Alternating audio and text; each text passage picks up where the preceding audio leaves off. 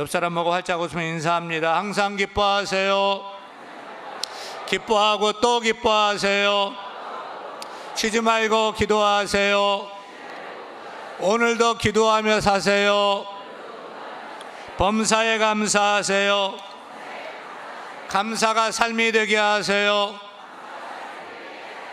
할렐루야. 오늘 설교 제목 따라합니다. 기뻐하고 또 기뻐하라. 어느 교회에 이제 교회에 나와서 세례를 받은 지 얼마 되지 않은 남자 성도님이 계셨습니다. 그의 아내는 교회 생활을 오랫동안 열심히 했는데 어느 날 아내가 이제 세례받고 교회 생활을 나름 하고 있는 남편 성도에게 문자를 보냈습니다. 여보, 교회에서 당신한테 집 사준대. 문자가 왔습니다. 남편은 문자를 보고 너무 당황스러워서 한참 고민을 하고 또 고민을 하다가 이렇게 답장을 합니다. 아니, 왜? 아내가 단문자를 보내기를 당신이 앞으로 신앙생활 잘하라고. 남편은 또 한참 생각하다가 아내에게 답장을 보냅니다. 그래. 나중에 알고 보니까 남편분은 갑자기 아내가 보낸 그 문자를 보고서 교회에서 자기한테 왜 집을 사준다고 하는지 이해가 되지 않았던 겁니다. 이제 교회를 나간 지 얼마 안 돼서 집사 직분을 잘 몰랐던 터라 교회에서 자기한테 신앙생활 잘하라고 집을 사준다고 하는데 이게 너무 놀랍고 이해가 안 되는 것입니다. 그리고 한참 생각한 후에 하나님께서 신앙생활 잘하라고 하늘에 집을 예비해 주셨나 보다 라고 나름 생각해서 그래 라고 답을 쓰고 기쁘고 감사했다는 거죠. 따라합니다. 착각은 자유다. 이 집사님처럼 착각은 자유지만 해석이 참 좋잖아요. 신앙생활 잘하라고 하늘집을 예비하신 그 하나님을 생각하면서 감사하고 또 기뻐했다는 거죠. 사랑하는 여러분, 우리 믿는 자의 삶의 특징은 기쁨입니다. 따라서 기쁨. 여러분이 신앙생활을 잘하는지 못하는지 제가 어떻게 알겠어요? 그러나 보면 알 수 있는 방법이 있어요. 기도 생활을 여러분 잘하는지 제가 어떻게 알아요? 불평하며 사는지 감사하며 사는지 제가 어떻게 알겠어요? 하지만 여러분의 영적 지수를 딱 알 수 있는 방법이 하나 있는데 그게 뭐냐면 여러분의 얼굴이 지금처럼 무표정하면은 신앙생활 잘하는 거예요? 아니에요. 여러분 얼굴에 표정을 가지시기 바랍니다. 미소를 짓기를 바랍니다. 활짝 웃으시길 바랍니다. 얼마 오래전에 그 캐나다의 치과 의사협회에서 올해 미소 짓기 대회를 했어요. 그래서 이제 그 미소를 짓다가 무표정하면 탈락, 또 시무룩하면 탈락, 미소를 잃으면 탈락이에요. 수많은 사람들이 출전을 했는데 리자 레스토라는 소녀가 올해 미소 짓기 대회에서 1등을 했어요. 얼마나 미소를 지었을까요? 10시간 5분 동안 미소를 지었어요. 얼마요? 10시간 5분 동안. 우리 대한교회에서도 누가 예쁜 미소를 가지고 있는지 또 올해 미소를 짓는지 대한 스마일 데이를 한번 해봤으면 좋겠어요. 하지만 여러분 우리 성도들은 10시간 5분이 아니고 항상 기뻐해야 할 줄 믿습니다. 언제든지 기뻐하며 살아야 할 줄 믿습니다. 늘 기뻐해야 되겠죠. 저는 오늘 말씀 읽던 중에 오늘 본문 18절에 마지막 말씀을 읽고 큰 은혜를 받고 또 저도 이렇게 되었으면 좋겠고 여러분도 이렇게 살았으면 좋겠어요. 18절 마지막 절에 사도 바울이 이런 고백하잖아요. 나는 기뻐하고 또한 기뻐하리라. 따르면 나는 기뻐하고 또한 기뻐하리라. 오늘 성경 빌립보서는 바울이 감옥에 갇혀서 쓴 옥중서신이에요. 지금 바울은 감옥에 갇혀 있어요. 그러니 캄캄하죠. 답답하죠. 절망스럽죠.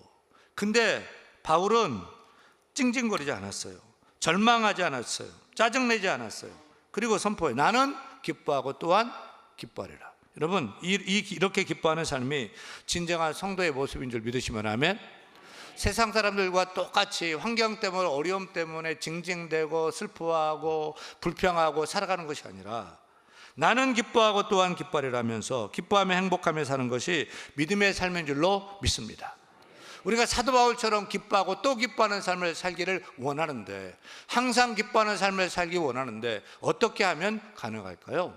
첫째, 기쁨은 따릅니다. 상황이 아니라 선택이다. 제 후배 목사 중에 아내가 우울증에 걸렸다가 목숨을 잃은 그런 후배 목사님이 계셔요. 원래는 그 집 아들이 중학생인데 우울증을 앓았어요. 학교도 안 가고 밥도 안 먹고 게임만 하고 그냥 막 완전 낙심 가운데 무표정한 그런 아들, 중학생 아들. 그 아들을 지켜고 보호하던 엄마가 덜컥 우울증에 걸렸어요. 그리고 우울증이 심해졌다가 목숨을 잃게 됐어요. 누구는 우울증은 영혼의 감기라고 얘기하던데 천만에요. 감기는 3박 4일 앓고 나면 툭툭 털고 일어나는데 우울증은 마음을 죽이고 우리 육신도 죽일 수 있는 그런 아주 무서운 심각한 그런 마음의 질병인 거예요. 아들이 우울증 걸렸다가 엄마가 우울증 걸려서 죽게 됐거든요. 근데 이 우울증이 그렇다면 이 우울증이 바이러스나 세균처럼 전염되는 거예요? 그건 아니에요. 같이 산다고 자동으로 걸리는 것은 결코 아니에요. 그러나 현실적으로 영향을 강하게 받는 것이 사실이에요. 사람은 관계 속에 살잖아요. 가까운 관계일수록 영향을 강하게 받는 거예요. 가족이 계속 우울해하면은 부정적인 말을 계속 하고 듣게 되면은 또 분위기가 차갑고 어두우면은 옆에 있는 사람도 감정적으로 어두워지고 무너질 가능성이 훨씬 크게 됩니다. 이것을 심리학에서는 정서적 전염이라고 말합니다. 실제로 부모가 우울하면 자녀도 우울해지는 것이 당연한 거예요. 배우자 중 한 사람이 우울하면 다른 한 사람도 영향을 받게 돼요. 가까이 오래 있을수록 더 강하게 영향을 받게 돼요. 여러분, 우울은 다른 사람들에게 영향을 줘요. 불평도 영향을 줘요. 두려움도 무서움도 영향을 주는 거예요. 반대로 내가 기뻐하면 다른 사람이 영향을 받을까요? 안 받을까요? 받아요. 내가 기뻐하면 분위기가 기뻐져요? 밝아져요? 다른 사람도 밝고 기쁘게 살 수가 있게 되는 거예요. 믿음도 전이가 되잖아요. 그게 아닌데도 믿음 좋은 사람과 함께 있으면은 그 사람 보면서 나도 덩달아 믿음이 좋아지게 되는 거예요.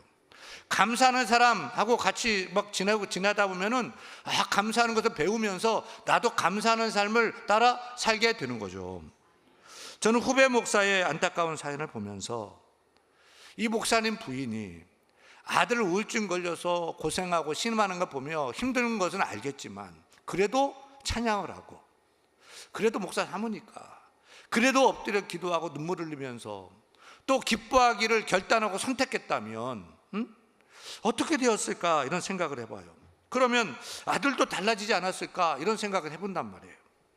엄마가 덩달아 한숨 쉬지 않고 그럼에도 기뻐하니까 그럼에도 찬송하니까 엄마가 아들 앞에서 그래도 웃고 생기 있고 긍정적인 얘기를 해주고 그러면 아들이 그런 엄마를 보고서 정서적으로 전염이 되어서 마음의 온기를 되찾고 함께 가족들과 밥도 먹게 되고 또 학교도 가고 미소도 되찾는 생기를 되찾는 일이 생기지 않았을까 이런 이상적인 생각을 해본단 말이에요.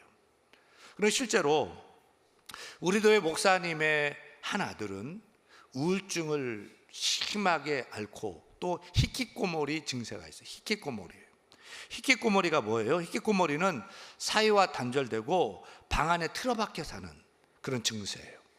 사람 안 만나고 밖에 나가지 않고 문 닫고 커튼 치고 햇빛 보지 않고 세상과 단절하는 거예요. 이 현상이 일본에만 있는 게 아니에요. 한국에도 요즘 많아요. 이 노예 목사님 아들이 히키코모리예요. 방에서 안 나오고 학교도 안 가고 아빠 교회 나 안 가 하고 아들이 교회 안 가버려요. 머리는 허리보다 더 길게 남자 친구가 머리를 기르고요. 보고 견딜 수가 없었던 아버지가 결국은 교회 사표를 냅니다. 너무 힘들어서 설교도 할 자신도 없어서 함께 포기하고 싶었던 거죠. 근데 교회 장로님들이 목사님 안식년을 갖고 시간을 두고서 천천히 결정하셔도 됩니다 하면서 안식년을 줬어요. 그렇게 안식년을 가진 목사님은 아들을 회복시켜야 되겠다 이 마음을 먹고서 일단 아들을 방 밖으로 끄집어내야 되겠어요. 집 밖으로. 그래서 야 우리 세계 여행 가자 이렇게 꼬셨어요.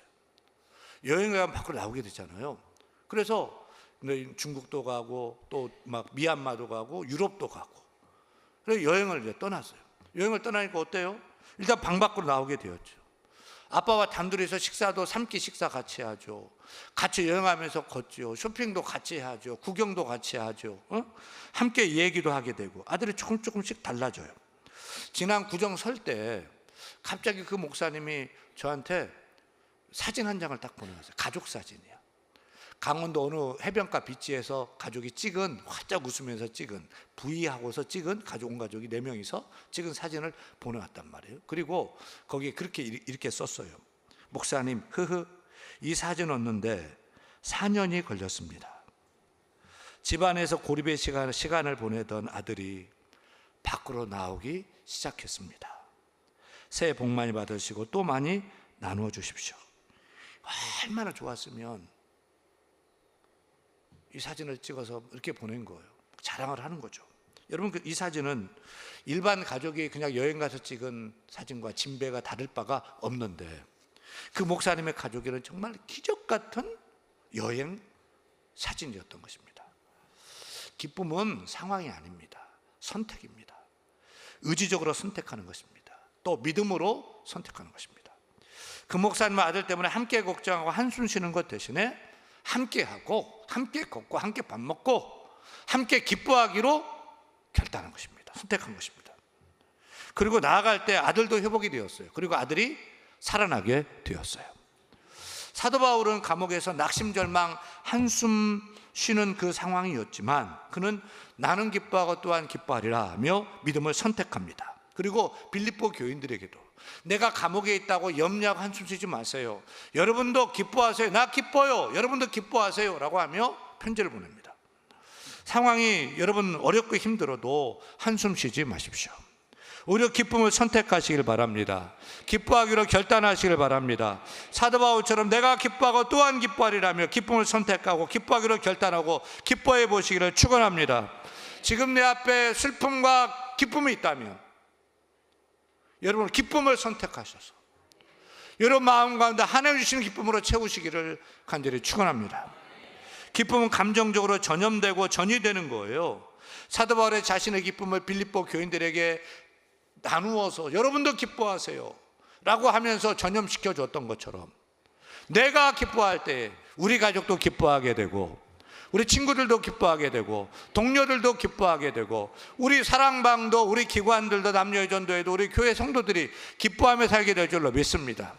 그렇게 우리 성도들은 기쁨을 전염시켜 나가는 기쁨의 전도사가 될 수 있기를 간절히 축원합니다. 축원합니다. 둘째, 따라합니다. 기쁨을 환경에 빼앗기지 말라. 우리 신앙은 환경이 나를 주장하게 해서는 안 됩니다. 상황이 환경이 내 감정을 결정해서도 안 될 것입니다. 왜냐하면 우리는 환경 안에 있는 사람이 아니라 주 안에 있는 사람이기 때문입니다. 따라서 주 안에 있는 우리는 기뻐해야 될 줄로 믿습니다. 지금 사도 바울은 감옥에 갇혀 있어요. 자유가 없어요. 앞날이 불확실해요. 그런데 바울은 환경을 보며 한숨 쉬지 않습니다. 낙심하지 않습니다. 오히려 말합니다. 나는 기뻐하고 또한 기뻐하리라. 어떻게 이게 가능해요? 비결은 하나예요. 그의 몸은 감옥 안에 있었지만 그의 영혼은 어디 있어요? 주 안에 있었던 것입니다. 그는 쇠사슬에 묶여 있었지만 그의 마음은 예수 그리스도 안에서 자유로웠던 것입니다. 그래서 우리가 이렇게 찬양하잖아요. 주 안에 있는 나에게 딴 근심 있으랴. 십자가 밑에 나아가 내 짐을 풀었네. 여러분 솔직히 근심이 있어요 없어요? 문제 있어요 없어요? 짐이 많이 있고 짐이 클 거예요. 근데 이 찬양은 지금 뭐라고 고백해요?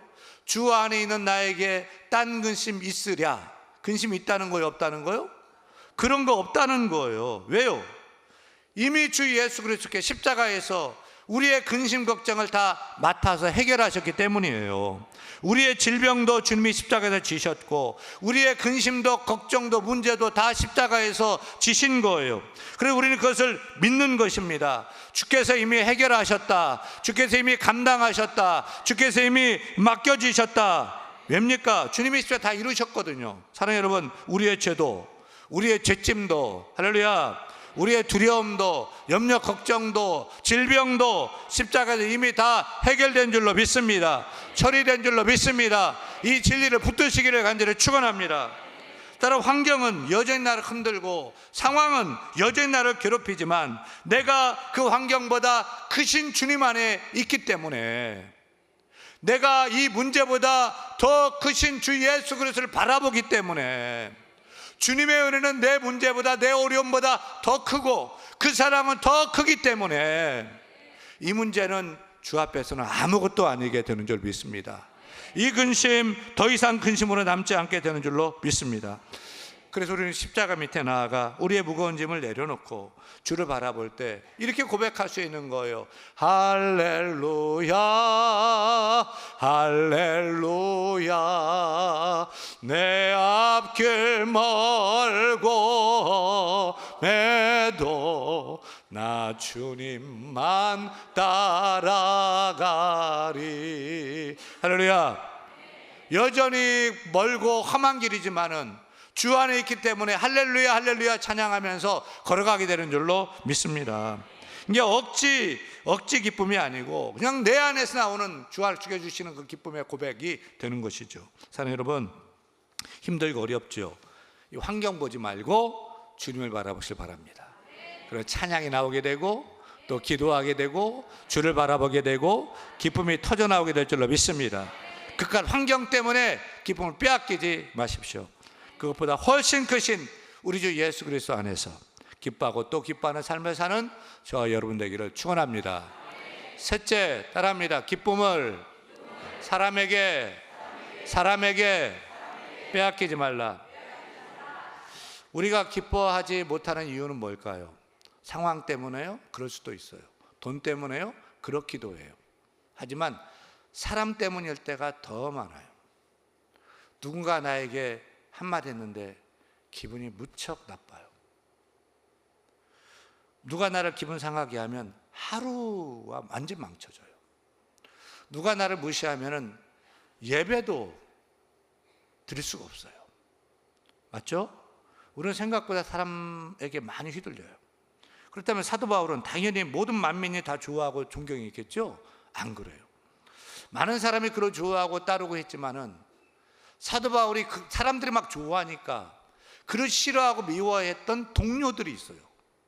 이방인들, 다른 나쁜 유대인들이 아니고 같이 복음 전하고 같이 교회를 세우던 동료들이, 사람들이 사도 바울의 그 역사를 보고 막 좋아하고 사도 바울을 또 존경하니까 시기하고 비난하는 그런 사람들이 있어요. 17절 말씀 17절 읽겠습니다. 그들은 나의 매임에 괴로움을 더하게 할 줄로 생각하여 순수하지 못하게 다툼으로 그리스도를 전파하느니라. 그들은 누구예요? 사도 바울이 감옥에 들어가자 야 잘됐다, 쌤통이다, 너 그럴 줄 알았다 하면서 막 박수치는 그런 사람들이에요.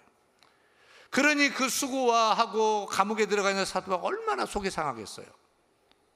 하지만 사도 바울은 나는 기뻐하고 또한 기뻐하리라 하면서 그 사람들에게 주께 주신 그 기쁨 빼앗기지 않겠다는 거죠. 18절 말씀 보면 그 속상한 그가 기쁨 빼앗기지 않겠다고 하는데 18절 읽겠습니다. 그러면 무엇이냐, 거칠애로 하나 참으로 하나 무슨 방대로 하든지 전파되는 것은 그리스도니 이로써 나는 기뻐하고 또한 기뻐하리라. 여러분, 이게 진짜 믿음인 줄로 믿습니다. 나보다도 예수 그리스도가 더 중요하게 여기는 믿음, 내 성공보다 복음의 확장이 더 기쁜 믿음이 진짜 믿음인 줄로 믿습니다. 바울은 내가 해서 내가 높아지는 것보다도 예수 그리스도가 확장되어져 가고 또 복음이 전파되어진다면 기뻐하겠다는 거예요. 근데 우리는 어때요? 내가 해야 기쁘고 내가 인정받아야 기쁘고 내가 잘 돼야 기쁜 거예요. 나보다 남이 잘 되면 이게 안 기뻐요. 또 다른 사람이 인정받으면 마음이 막 불편한 거예요. 그러나 여러분, 우리는 이제 다르게 살아야 할 줄로 믿습니다. 우리는 남이 나보다 잘 되어도 기뻐할 수 있는 사람이 되어야 할 것입니다. 내가 아니라 하나님의 일이 이루어지면 기뻐하는 사람이 되어야 할 것입니다. 이를테면 우리 아들이 대학에 꼭 붙을 줄 알았는데 대학에 덜커덕 떨어져 버렸습니다. 얼마나 속상해요. 근데 옆집 딸은 공부를 잘 못했는데 좋은 대학에 어떻게 썼는데 탁 들어가 버린 거예요. 하지만 둘 다 떨어진 것보다는 낫잖아요. 그러니까 그 집 딸은 정말 진짜로 하나님이 사랑하시나 봐. 어떻게 이렇게 붙었냐. 정말 대단하다 하면서 축하해 줄 수 있는 그런 성도가 되어야 돼요. 우리 집 딸은 시집을 잘 못 가는데 저쪽 집 딸은 좋은 사람 만나서 시집 간다고 막 청첩장 막 돌리고 막 그러는 거예요. 그럼 축하할 맛이 나요, 안 나요? 쌤통이 터져요, 안 터져요?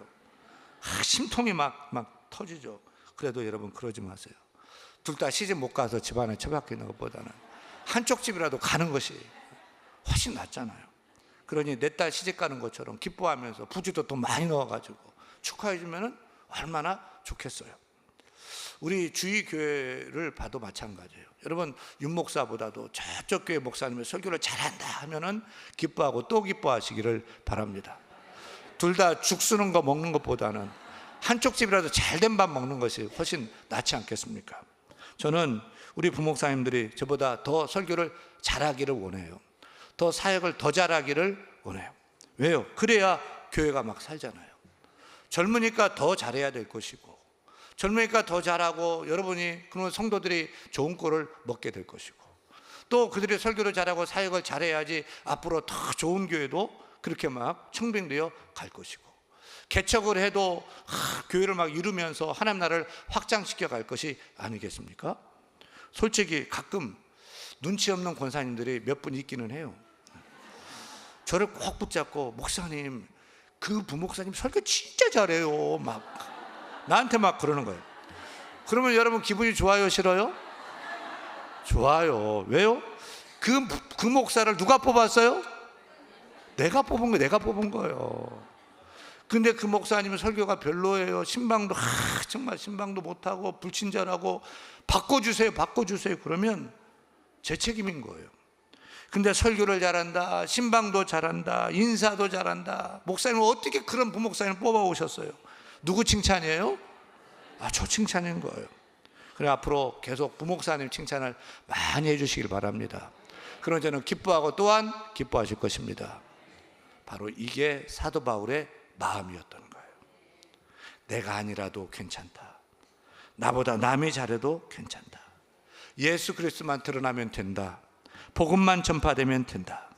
교회만 세워진다면 나는 할렐루야다 라고 얘기하고 있는 것입니다.